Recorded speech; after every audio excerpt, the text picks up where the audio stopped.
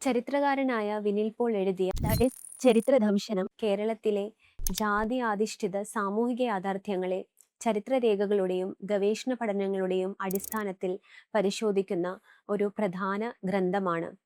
Mathrubhumi books 2022 പ്രസിദ്ധീകരിച്ച ഈ പുസ്തകം മലയാളി അടിമകളുടെ പ്രാദേശിക ഒളിച്ചോട്ടങ്ങൾ, കേരളത്തിന്റെ ജാതി കാഴ്ചകൾ, ആധുനികതയുടെ സ്പർശം, ദളിതരും പാശ്ചാത്യ വൈദ്യവും, ചേരമർ സ്ത്രീ സമൂഹം, തിരുവിതാംകൂറിലെ ദളിത് സ്ത്രീകളുടെ സാമുദായിക പ്രവർത്തനങ്ങൾ, 19-ാം നൂറ്റാണ്ടിലെ ദളിത് വിദ്യാഭ്യാസം, കേരളത്തിലെ ദളിത് ചരിത്ര രചനകളും പുതിയ പ്രവണതകളും, ചാത്തൻ പുത്തന്നൂർ യോഹന്നാനും മധ്യ കേരളത്തിലെ ഇംഗ്ലീഷ് വിദ്യാഭ്യാസവും, അപവാദങ്ങളും ചരിത്രരചനയും, അച്ചടി നിർമ്മിച്ച ദളിത് പൊതുമണ്ഡലങ്ങൾ, മഞ്ചാടിക്കരിയിലെ മുതലക്കഥകൾ, ദളിത് ജീവിതാഖ്യാനങ്ങളും ചരിത്രരചനകളും എന്നിങ്ങനെ 11 ലേഖനങ്ങൾ അടങ്ങിയ ഒരു സമാഹാരമാണ്.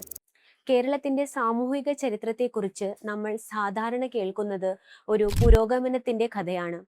നവോത്ഥാനം, സാമൂഹിക പരിഷ്കാരം, വിദ്യാഭ്യാസ വിപ്ലവം എന്നിവയുടെ കഥ.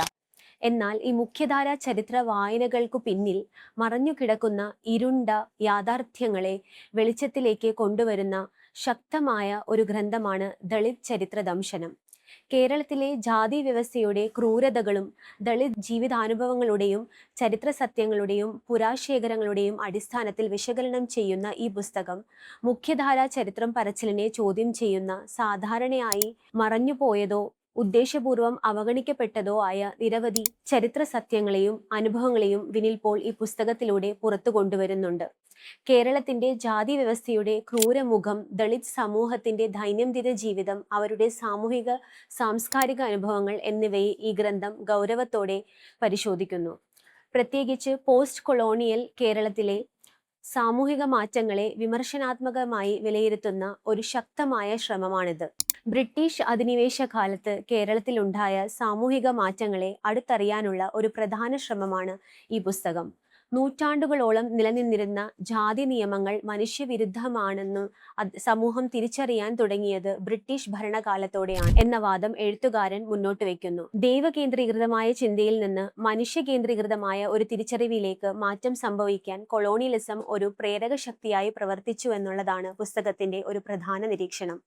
ഈ സാഹചര്യത്തിൽ ഞങ്ങളും മനുഷ്യരാണ് എന്ന ബോധം നേടിയ ഒരു ജനവിഭാഗത്തിന്റെ ചരിത്രമാണ് ഈ കൃതി രേഖപ്പെടുത്തുന്നത്. പുസ്തകത്തിലെ ആദ്യ ലേഖനം തന്നെ കേരളത്തിലെ അടിമജാതികളുടെ ഒളിച്ചോട്ടങ്ങൾ എന്ന വിഷയത്തെ അന്വേഷിക്കുന്നു. ഇതൊരു സാധാരണ രക്ഷപ്പെടൽ മാത്രമല്ല, മറിച്ച് മനുഷ്യാവകാശത്തിനായുള്ള ഒരു മൗന പ്രതിരോധമാണ് എന്ന ഗ്രന്ഥം വ്യക്തമാക്കുന്നു. അടിമത്തം എന്നത് ഒരു സാമ്പത്തിക ബന്ധം മാത്രമല്ല, മറിച്ച് ജാതി അധിഷ്ഠിതമായ ഒരു സാമൂഹിക നിയന്ത്രണ സംവിധാനമായിരുന്നുവെന്ന് ഈ വിശകലനം വ്യക്തമാക്കുന്നു. പുസ്തകത്തിൽ വളരെ ശക്തമായി പ്രത്യക്ഷപ്പെടുന്ന മറ്റൊരാശയം കമ്മൻസാലിറ്റി ടാബു അഥവാ ഒരുമിച്ച് ഭക്ഷണം കഴിക്കുന്നതിലുള്ള വിലക്കുകളും പൊല്യൂഷൻ അഥവാ അശുദ്ധി ആശയവുമാണ്. ഭക്ഷണവുമായി ബന്ധപ്പെട്ട് ജാതി വിലക്കുകൾ എത്രത്തോളം ക്രൂരമായ ഒരു സാമൂഹിക നിയന്ത്രണ ഉപാധിയായിരുന്നുവെന്നത് തെളിവുകളോടെ ഈ പുസ്തകം ചർച്ച ചെയ്യുന്നുണ്ട്. ഭക്ഷണം ഒരുമിച്ച് കഴിക്കുന്നത് തന്നെ ജാതി അതിർത്തികൾ ലംഘിക്കുന്ന ഒരു പ്രവൃത്തിയായി കണക്കാക്കിയിരുന്നു. ഇതിന് ഒരു ശക്തമായ ഉദാഹരണമായി മലബാർ മേഖലയിൽ ഉണ്ടായിരുന്ന ഒരു ക്രൂരമായ പ്രക്രിയയെ വിനിൽ പോൾ ബ്രിട്ടീഷ് ഭരണകാല രേഖകളുടെ അടിസ്ഥാനത്തിൽ അവതരിപ്പിക്കുന്നുണ്ട്. നായർ, തീയ എന്നീ ജാതികളിൽപ്പെട്ട കുട്ടികളെ പിടിച്ചുകൊണ്ടുപോയി അവരുടെ കുടുമ, കടുക്കൻ പോലുള്ള ജാതി ചിഹ്നങ്ങൾ മാറ്റി തുടർന്ന് അവരെ പുലയരുടെ കൂടെ ഇരുത്തി ഫലമായി ഭക്ഷണം കഴിപ്പിക്കുകയും അതുവഴി സ്വന്തം ജാതിയിൽ നിന്നും എന്നേക്കുമായി ഭ്രഷ്ടാക്കി മാറ്റുകയും ചെയ്തിരുന്നുവെന്ന് അദ്ദേഹം രേഖപ്പെടുത്തുന്നു. ചില സാഹചര്യങ്ങളിൽ ദളിതർ ഉപയോഗിച്ചിരുന്ന വാക്കുകൾക്ക് പോലും നിയന്ത്രണം ഉണ്ടായിരുന്നുവെന്ന് ഗ്രന്ഥം ചൂണ്ടിക്കാണിക്കുന്നുണ്ട്. ഞാൻ എന്ന വാക്കിലൂടെ സ്വയം അഭിസംബോധന ചെയ്യാൻ താഴ്ന്ന ജാതിക്കാർക്ക് അവകാശമില്ലായിരുന്നു. അടിയൻ എന്ന് വേണം പറയാൻ. മേൽജാതിക്കാരോട് സംസാരിക്കുമ്പോൾ കീഴാളർ ശരീരഭാഗങ്ങളുടെ കൂടെ പഴയത് എന്നുകൂടി ചേർത്ത് വേണം പറയാൻ. കണ്ണിന് പഴം കണ്ണ്, ചെവിക്ക് പഴഞ്ചെവി എന്നിങ്ങനെ എല്ലാവിധ പദങ്ങൾക്കും ഒരു ഹീനമായ പദം കൂടി താഴ്ന്ന ജാതിക്കാരന് വേണ്ടി ഉണ്ടായിരുന്നു. ഭാഷാപ്രയോഗം പോലും അധികാരത്തിന്റെ ഒരു ഉപകരണമായി പ്രവർത്തിച്ചിരുന്നതിന്റെ തെളിവായി ഇത് കാണാം. ആധുനികതയുടെ വരവോടെ ഉണ്ടായ മാറ്റങ്ങളെക്കുറിച്ചുള്ള ചർച്ചയും ഈ ഗ്രന്ഥത്തിൽ പ്രധാനമാണ്. പ്രത്യേകിച്ച് പാശ്ചാത്യ വൈദ്യശാസ്ത്രത്തിന്റെ വരവോടെ ജാതി വ്യവസ്ഥയിലുണ്ടായ മാറ്റങ്ങൾ വളരെ സൂക്ഷ്മമായി വിശകലനം ചെയ്യപ്പെടുന്നു. വൈദ്യരംഗത്ത് പോലും ജാതി വ്യവസ്ഥയുടെ സ്വാധീനം നിലനിന്നിരുന്നുവെന്നത് വ്യക്തമാക്കുന്നു.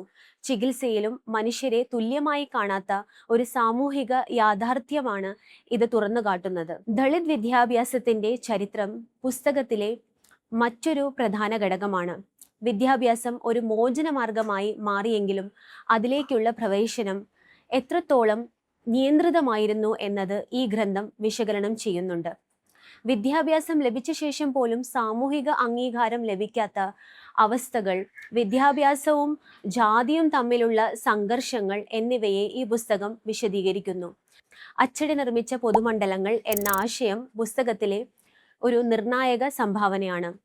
ആരുടെ ചരിത്രമാണ് എഴുതപ്പെടുന്നത്, ആരുടെ ശബ്ദമാണ് നിശബ്ദമാക്കപ്പെടുന്നത് എന്ന അടിസ്ഥാന ചോദ്യങ്ങളെ ഈ പുസ്തകം മുന്നോട്ട് വയ്ക്കുന്നു.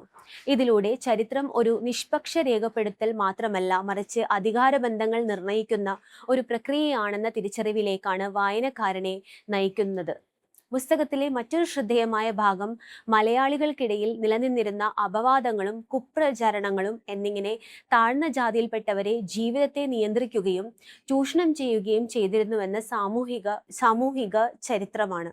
ഇവിടെ അപവാദങ്ങൾ വെറും അഭ്യൂഹങ്ങളായി മാത്രം കാണപ്പെടുന്നവയല്ല, മറിച്ച് ജാതി അധികാരമായി സാമൂഹികവും സാമ്പത്തികവുമായ ചൂഷണത്തിന്റെ ഒരു പ്രാദേശിക യന്ത്രമായി തന്നെ അവയെ അവതരിപ്പിക്കുന്നു. ചരിത്രദംശനം കേരളത്തിന്റെ സാമൂഹിക ചരിത്രത്തെ ബോധത്തോടെ വായിക്കാൻ നമ്മെ പ്രേരിപ്പിക്കുന്ന ഒരു ഗൗരവമുള്ള പഠനമാണ്. മറച്ചുവെക്കപ്പെട്ട ചരിത്രങ്ങളെ പുറത്തു കൊണ്ടുവരികയും ദളിത് ജീവിതാനുഭവങ്ങളെ കേന്ദ്രത്തിൽ സ്ഥാപിക്കുകയും ചെയ്യുന്ന ഈ ഗ്രന്ഥം കേരളത്തെക്കുറിച്ചുള്ള നമ്മളുടെ ധാരണകളെ ചോദ്യം ചെയ്യുന്നു. ചരിത്രം വെറും ഭൂതകാലത്തിന്റെ രേഖപ്പെടുത്തലല്ല, അത് ഇന്നത്തെ സമൂഹത്തെ മനസ്സിലാക്കാനുള്ള ഒരു നിർണായക ഉപകരണമാണെന്ന തിരിച്ചറിവിലേക്ക് ഈ പുസ്തകം നമ്മെ നയിക്കുന്നു.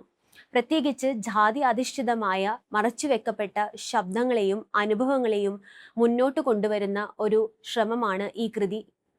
കേരളത്തിന്റെ യഥാർത്ഥ സാമൂഹിക ചരിത്രം മനസ്സിലാക്കണമെങ്കിൽ തീർച്ചയായും വായിച്ചിരിക്കേണ്ടതായ ഒരു പുസ്തകമാണ് ദളിത് ചരിത്രദംശനം.